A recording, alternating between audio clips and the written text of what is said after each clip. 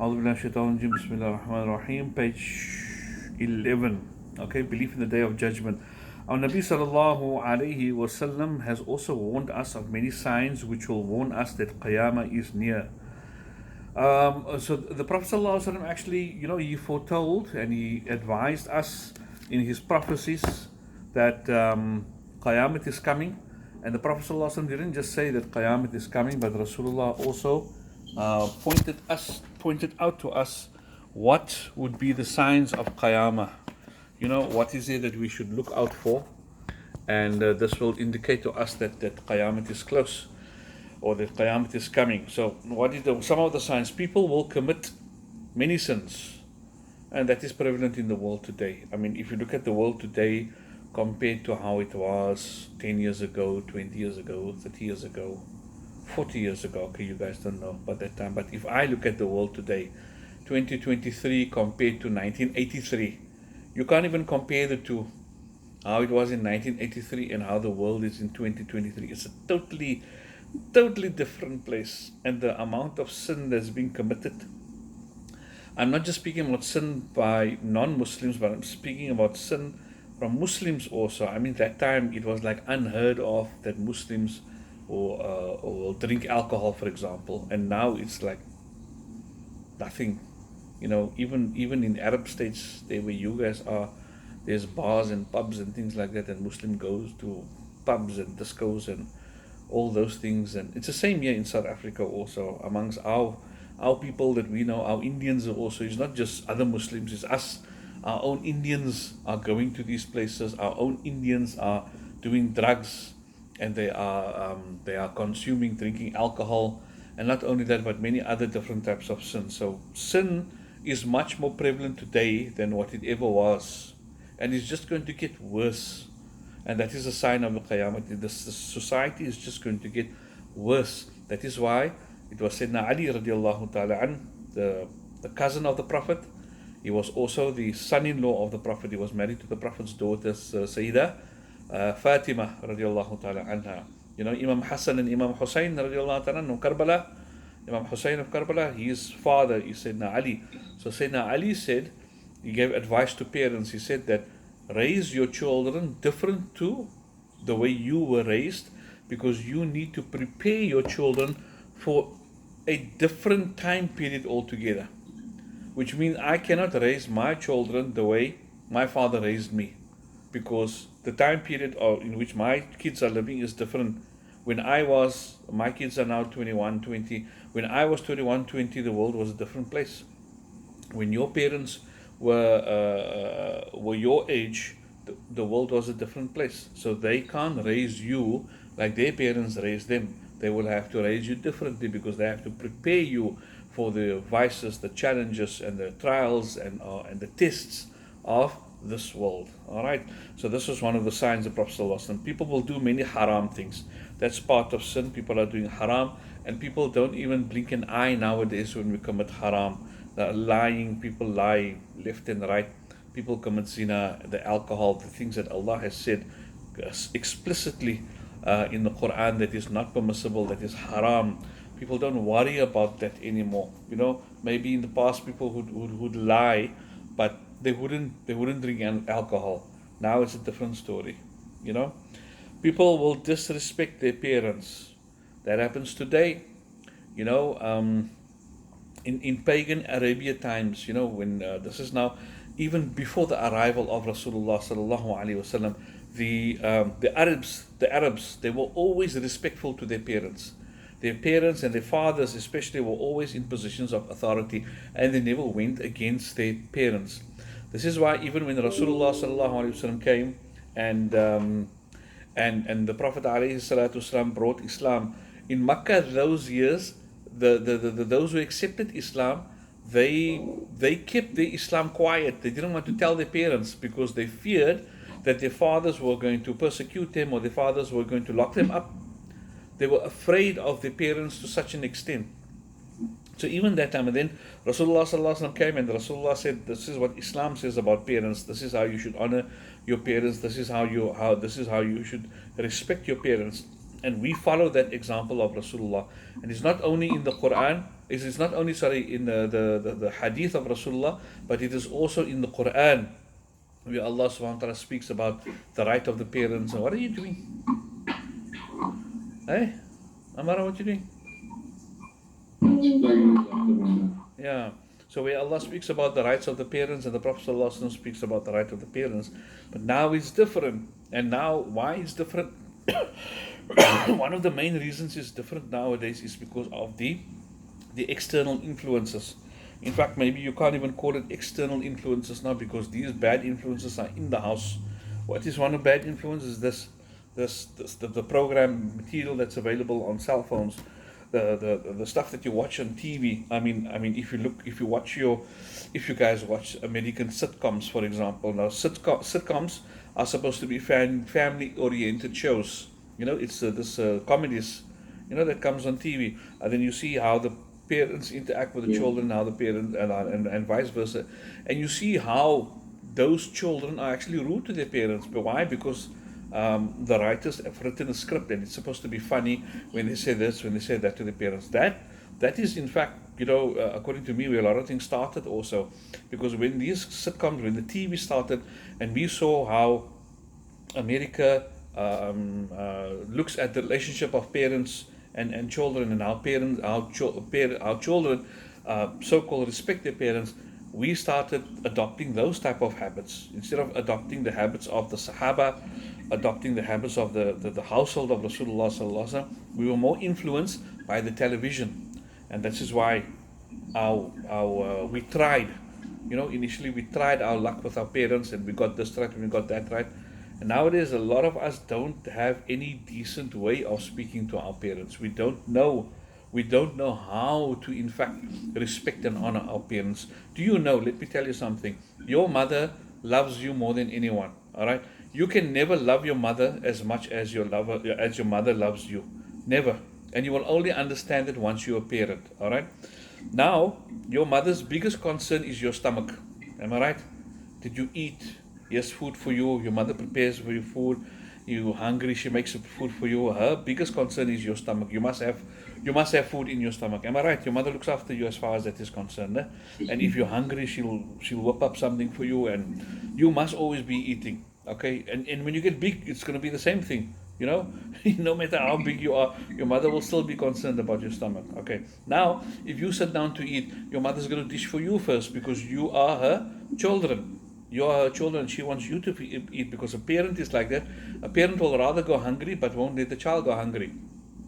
But according to Islam, good Islamic practices is that when you sit to eat and the food is on the table, you must let your parents dish first. You must let your parents dish first. And now, let's say now there's your tray with all your roast chicken. Okay, now on there is the breast piece, there's the leg piece, there's the boomerang, there's the boat cheese, there's the nuggets and whatever. Now let's say you like the drumstick, but your father likes the drumstick, or your mother likes the drumstick. Islamic practices is, before you reach out to take the drumstick, you must wait to see what they're going to take first. And if they take the drumstick, like I know my daughter, the one that phoned me now, Taskeen, she loves this drumsticks, this chicken. Okay, though she calls it boat cheese. All right. Now, I know when we eat and there's boches there drumsticks in there, I know I must leave that for Taskeen, because she always eats that. I prefer the white meat. But I like the drumstick also. But I'll only take drumsticks if Taskeen has finished taking hers and they still left, then I'll take it. But it should be the opposite way. Taskeen should in fact say or know that, oh, my father likes that, let me leave that for my father, let me take something else. Can you see? But this is just a small example of how we should respect our parents. That's just with food on the table. There's not even communication with our parents. But I'm just giving you an example. So we don't even know how to respect our parents. So this, what I'm telling you about the food story, is one way of showing respect to our parents. People will... For that one example, if the child is Muslim but parents are non-Muslim, how does the child interact with them about this? Yeah, so Rasulullah sallallahu alaihi wasallam advised us on that, because in the time of the Prophet, many people became Muslim, they became Sahaba of Rasulullah, and they asked the Prophet sallallahu alaihi wasallam the same question, and Rasulullah sallallahu alaihi wasallam said, treat them with kindness. You listen to them, you are obedient to them. The only time you are not obedient to them, or when you're allowed not to listen to them, is if they tell you anything which is contrary to Sharia. If they advise you and tell you to do something which is contrary to Islamic law, and then you don't do, then you allowed. For example, you Muslim now, in the time, the Arabs that time in the Prophet ﷺ, those who weren't Muslim, they drank alcohol. So let's say, for instance, now one person became a Muslim and he's still staying with his parents, and now his father tells him, listen, I'm having a party tonight, go buy the alcohol and bring the alcohol here to the house. So that is haram, it's not permissible. So you're allowed to not to obey your parents in a situation like that. So too today also, if there's somebody who is Jew or Christian or Hindu and he becomes Muslim, he should still maintain good relationship with his parents. He should not cut ties with his parents. He must still serve and be good to his parents. But if they advise him something which is contrary to Sharia, then he is not then he's advised not to listen to them in that regard. All right. Right. People will follow the kuffar more instead of Muslims. Like you see today also, we see that in many things, how people follow the kuffar. They follow the kuffar in dress. They follow the kuffar in mannerisms. And when you look at the mannerisms of the Prophet ﷺ and the Sahaba, here in Cape Town, they've got this thing, Ya Allah, I don't know where they came up with this. As where the young boys, they walk with their pants like hanging halfway down their bum. It's like a style here in Cape Town amongst the coloreds, they walk, and so now the pants is hanging halfway, now you can see the underpants. It's style. Okay, I don't know what is so fancy about it. And then it's weird. So they walk like that in the streets, and the pants is not under, by the belt line, is hanging halfway down the bum, and then you can see the pants hanging there, and then you can see part of the underpants also. That is style. Now, I watched the other day, I don't know where, I saw a clip, about latest fashion trends and things like that. When they have the walkways here and they have the models walking there. No?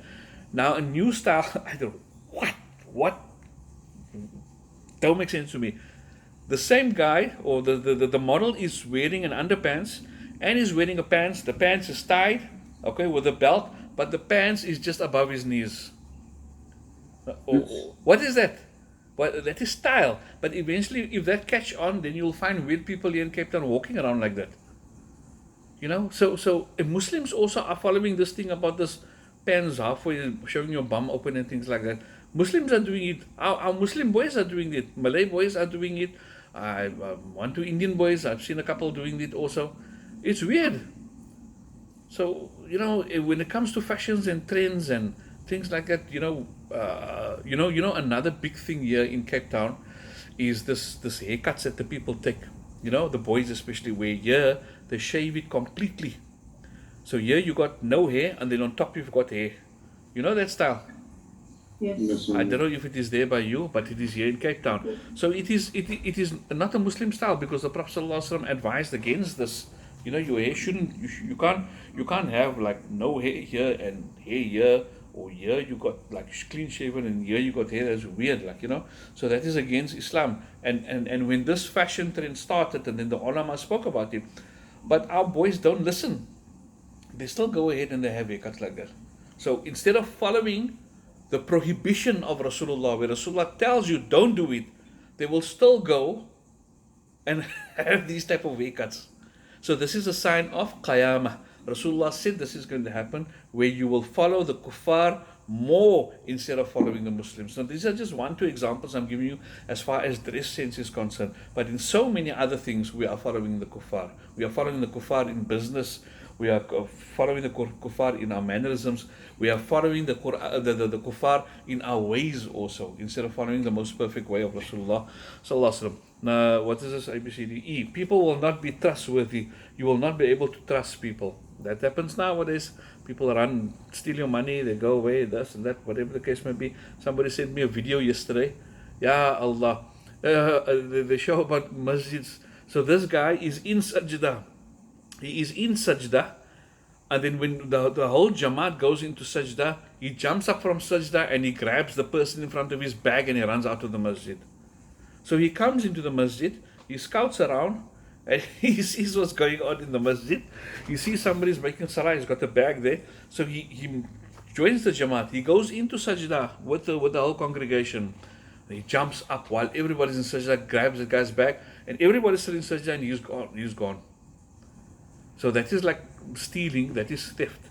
But you can't even trust people coming into the masjid nowadays.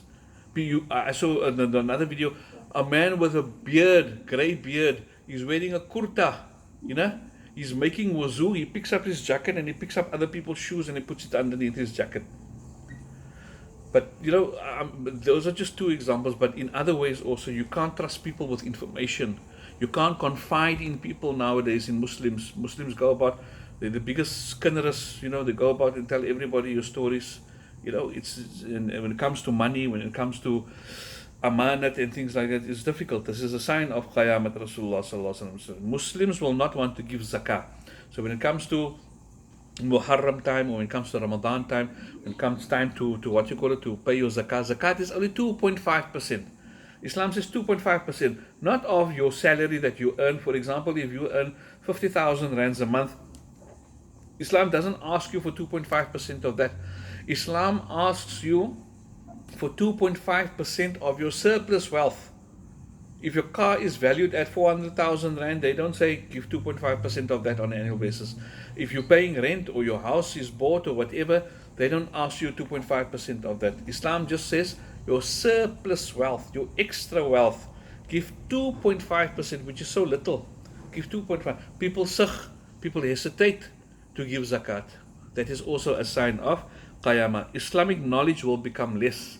And that you can see, if you look at a few hundred years ago, the state of the Ummah and the state of the leaders in that time compared to now, how many ulama do you have, how many leaders, how many scholars do you have, and what is the state of the scholars nowadays?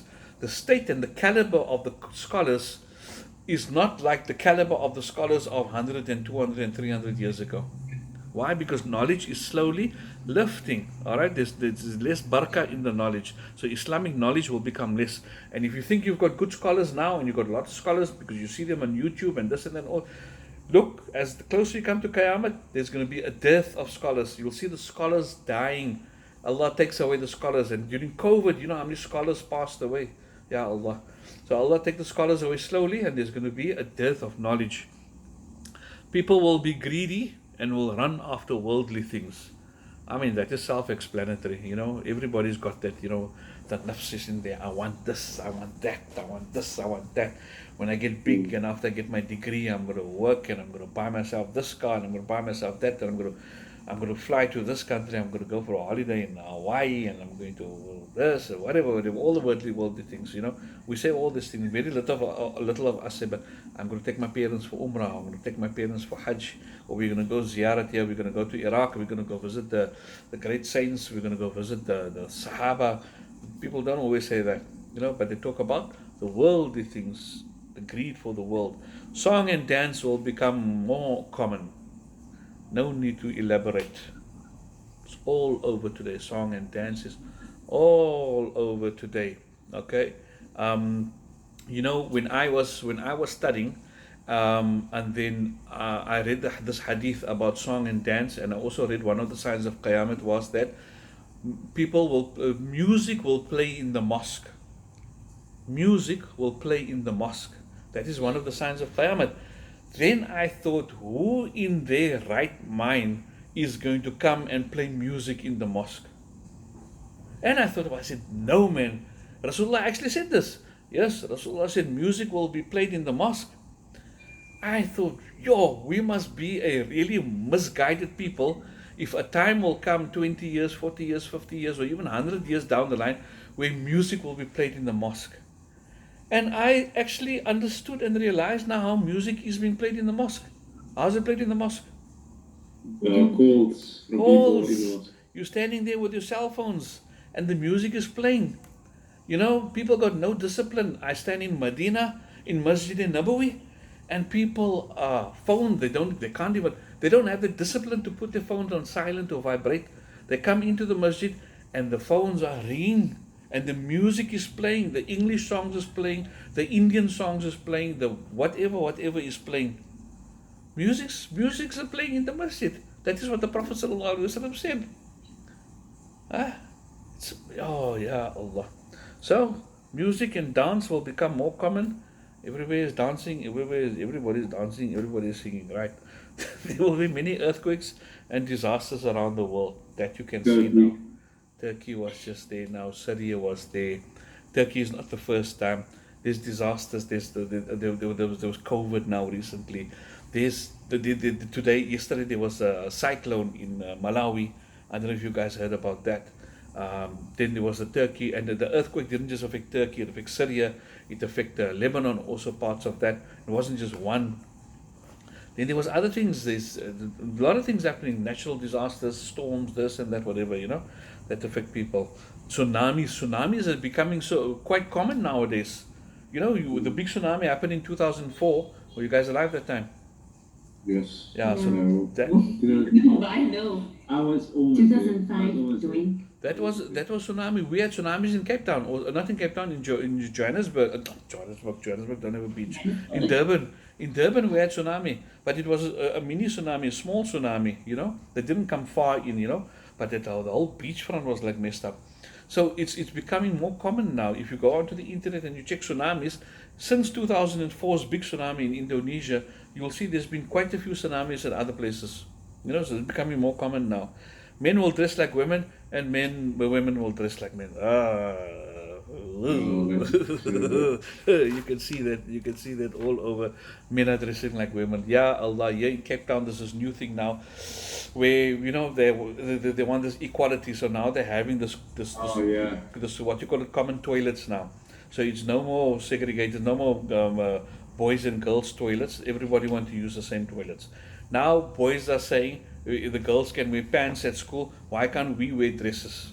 Now the boys want to wear dresses to school. What?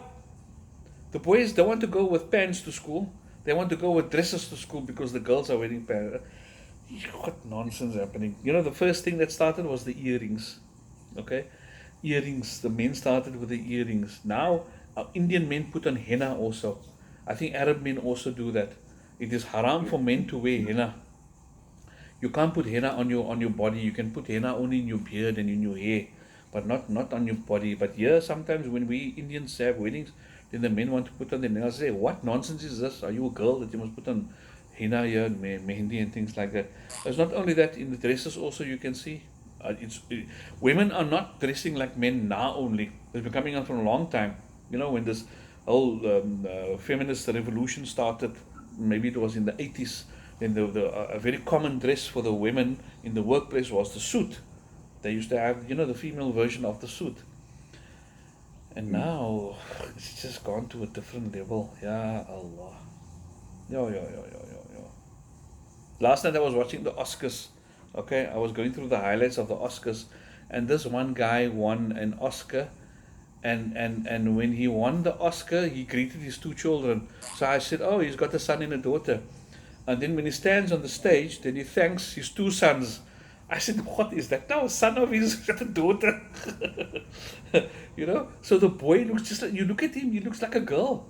The way he dresses, his lips are shining, his hair is long. He looks just like, I don't know, people do all these things. But anyway, what can we do? Right? We must just see to ourselves. We can't worry about everybody. We must just ensure that we do the best that we can as far as our deen and our iman and our akhlaq, our characters and our ways are concerned. 14th of the 3rd. Today's my dad's birthday. He would have been 74 today. Inshallah. Allah grant him Jannah, inshallah. Okay. Alright guys, I'll see you all tomorrow, inshallah. I need to go. I'll let you know when I upload this lesson, inshallah. Alright. Okay. See you. Assalamu alaikum.